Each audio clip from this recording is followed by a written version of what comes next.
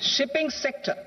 Considering that shipbuilding has a long gestation period, I propose to continue the exemption of BCD on raw materials, components, consumables, or parts for the manufacture of ships for another 10 years.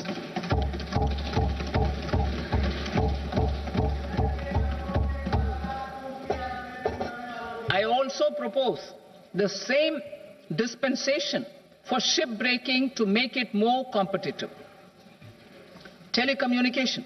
To prevent classification disputes, I propose to reduce the BCD from 20% to 10% on carrier-grade Ethernet switches to make it at par with non-carrier-grade Ethernet switches. Export promotion. To facilitate exports of handicrafts, I propose to extend the time period for export from 6 months to 1 year, further extendable by another 3 months if required. I also propose to add 9 items to the list of duty-free inputs. Leather sector. I propose to fully exempt BCD on wet blue leather to facilitate imports for domestic value addition and employment.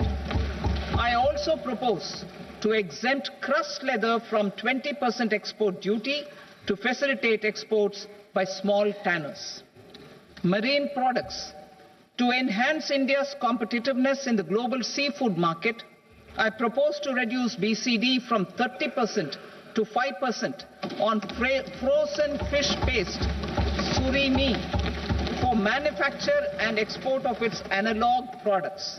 I also propose to reduce BCD from 15% to 5% on fish hydrolysates for manufacture of fish and shrimp feed.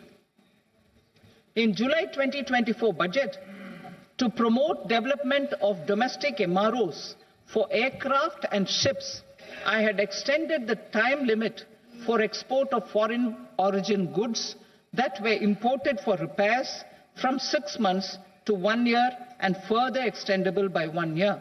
I now propose to extend the same dispensation for railway goods. Time limit for provisional assessment. Presently, the Customs Act 1962 does not provide any time limit to finalize provisional assessments, leading to uncertainty and cost to trade. As a measure of promoting ease of doing business, I propose to fix a time limit of 2 years, extendable by a year, for finalizing the provisional assessment. I propose to introduce a new provision that will enable importers or exporters, after clearance of goods, to voluntarily declare material facts and pay duty with interest but without penalty. This will incentivize voluntary compliance. However, this will not apply in cases where department has already initiated audit or investigation proceedings. For industry to better plan their imports, I propose to extend the time limit for the end use of imported inputs in the relevant rules from 6 months to 1 year. This will provide operational flexibility in view of cost and uncertainty of supply. Further, such importers will now have to file only quarterly statements instead of a monthly statement.